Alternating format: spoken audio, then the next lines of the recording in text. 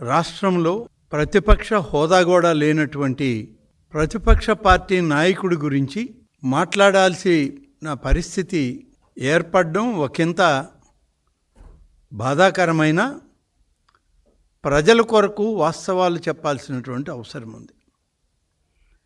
ఈరోజు ప్రతిపక్ష నాయకుని యొక్క పరిస్థితి ఎలా ఉంది అంటే, దొంగే దొంగ దొంగ అంటూ పరిగెట్టిన పరిస్థితి కనబడతా ఉంది. గతంలో 5 సంవత్సరాలు ప్రజాస్వామ్య వ్యవస్థను అడ్డం పెట్టుకొని ప్రజల యొక్క తీర్పుని అగౌరవపరిచే విధంగా తన పరిపాలన గావించి, ఆ పరిపాలన సమయంలో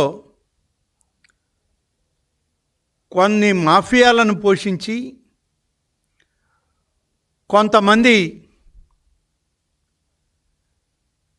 దొంగలని తన చుట్టూ పెట్టుకొని రాష్ట్ర ప్రజల్ని నిర్లక్ష్యం చేసి పరిపాలనా వ్యవస్థలన్నింటినీ కూడా భ్రష్టు పెట్టించినటువంటి వ్యక్తి. దొంగ చేతికే తాళాలిస్తే ఏమవుద్దో అది 5 సంవత్సరాల కాలం ఈ రాష్ట్ర ప్రజలు ఒక దిగజారిన వ్యవస్థలో,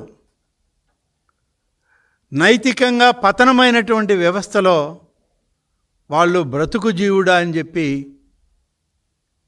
ఉన్నటువంటి పరిస్థితులను గమనించాం. తిరుమల తిరుపతి దేవస్థానానికి సంబంధించి ఏ ఒక్క వ్యవస్థను కూడా మనుగడలోకి రానియని పరిస్థితి. తన బంధువులను, తనకు అత్యంత ఆప్తులను ఇవాళ ప్రపంచ ప్రఖ్యాతిగాంచినటువంటి తిరుమల తిరుపతి దేవస్థానానికి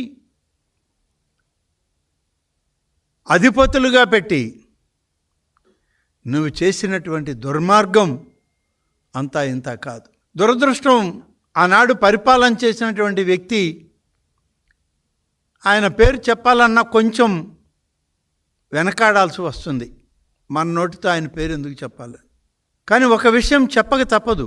నాడు వైఎస్ఆర్ కాంగ్రెస్ పార్టీ ప్రభుత్వంలో ముఖ్యమంత్రిగా పనిచేసినటువంటి జగన్ రెడ్డి తిరుమల తిరుపతి దేవస్థానాన్ని కూడా వదిలిపెట్టకుండా పూర్తి స్థాయిలో దిగజార్చినటువంటి పరిస్థితి.